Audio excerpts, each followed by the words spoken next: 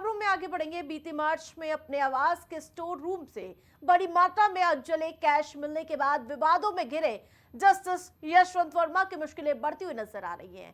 22 मार्च को supreme court द्वारा गठित 3 दिवसीय जांच समिति ने अपनी रिपोर्ट में बताया कि स्टोर रूम पर जस्टिस वर्मा के परिवार की पूरी निगरानी थी और वहां किसी को भी जाने की इजाजत नहीं थी। इस तथ्यों को देखते हुए समिति ने दिल्ली हाई कोर्ट के पूर्व न्यायाधीश जस्टिस यशवंत वर्मा के खिलाफ महाभियोग प्रस्ताव लाने की मांग की। रिपोर्ट के मुताबिक सर्वोच्च न्यायालय द्वारा नियुक्त पैनल ने 55 गवाहों से पूछताछ की है। जांच के बाद जस्टिस वर्मा का बयान भी दर्ज किया गया, जिसके बाद समिति ने गुरुवार सुबह 64 पन्नों की रिपोर्ट पेश की। समिति की रिपोर्ट में भी 2 प्रमुख खुलासे किए गए जो जस्टिस यशवंत वर्मा के खिलाफ महाभियोग प्रस्ताव लाने की इसकी सिफारिश का आधार बनती है। समिति ने बताया कि हमने पाया कि 30 तुगलक क्रिसेट के परिसर में जहां स्थित जिस स्टोर रूम में नगद राशि मिली थी वो आधिकारिक तौर पर जस्टिस वर्मा के कब्जे में थी। दूसरे पॉइंट में कहा गया कि स्टोर रूम तक न्यायमूर्ति वर्मा और उनके परिवार के सदस्यों की पहुंच थी और वहां किसी को भी बिना इजाजत की अनुमति नहीं दी जाती थी।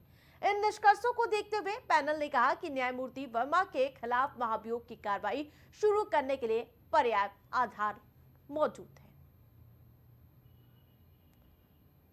ज्यादा अपडेट के साथ सहयोगी शहबाज हमारे साथ जुड़ चुके हैं। मुश्किलों में घिरते हुए नजर आ रहे हैं लगातार यशवंत वर्मा। शहबाज।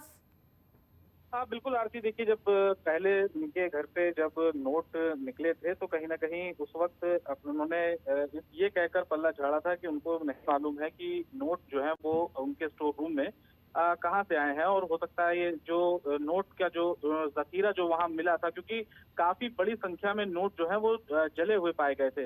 लेकिन जो जांच का दायरा जैसे जैसे आगे बढ़ता नजर आ रहा है, जस्टिस यशवंत की जो मुश्किलें हैं वो लगातार बढ़ती चली जा रही हैं, और जो जांच समिति है उसने जो रिपोर्ट पेश की है उस रिपोर्ट में साफ तौर पर ये बताया गया है कि इसमें शक ये है कि जस्टिस यशवंत वर्मा यानी कि जो जज हैं जिनके घर से नोट मिले थे वो या तो उनकी मौजूदगी में या फिर किसी परिवार की मौजूदगी में ही स्टोर रूम में इतनी बड़ी मात्रा में कैश जो है वो लाया गया था। क्योंकि साफ तौर पर अगर बात करें आरती, जो जज जितने भी हैं उनके घरों की जो मॉनिटरिंग है वो मॉनिटरिंग लगातार होती है, और घरों की सुरक्षा के लिए जो गार्ड होते हैं वो तैनात होते हैं। तो ऐसे में किसी बाहरी शख्स का आना, क्योंकि साफ तौर पर पहले ये कहा गया था कि किसी बाहरी ने फंसाने के लिए रखे होंगे, लेकिन किसी बाहरी का आना ये नामुमकिन सी बात है, और ये जांच समिति की जो रिपोर्ट है उसमें भी ये सारी चीजें, ये सारा एंगल सामने आ चुका है। बिल्कुल, लेकिन जो 2 अहम खुलासे किए गए जिसके बाद लग रहा है कार्रवाई का दौर और अधिक शुरू हो सकता है।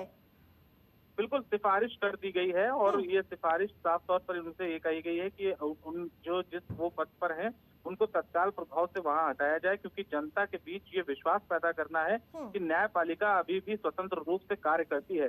ये मैसेज देने की कोशिश की गई है, और जो 3 जजों की जो पीठ है जो पूरे मामले की सुनवाई कर रही है उसने साफ तौर पर कहा है कि वो जहां पर भी हैं उनको तत्काल प्रभाव से उनके सारी चीजों से उनको हटा दिया जाए, ताकि जनता का जो विश्वास है वो बना रहे। और आरती आपको ये भी बताना चाहेंगे कि जो लगभग इस पूरे मामले में 50 से 55 लोगों से पूछताछ की गई थी, लेकिन 10 नाम ऐसे हैं जिनको सार्वजनिक किया गया है और जिनको ये माना गया है, उन्होंने साफ तौर पर ये कहा है कि हाँ उनकी मौजूदगी में ही पैसे जो है वहां पर रखे गए थे। फिलहाल देखना होगा आने वाले टाइम में कि क्या कुछ देखने को मिलता है इस पूरे मामले में। तमाम अपडेट के लिए धन्यवाद आपका शहबाज। हर शहर प्राइम रिपोर्टर में फिलहाल इतना ही। देखते रहे प्राइम।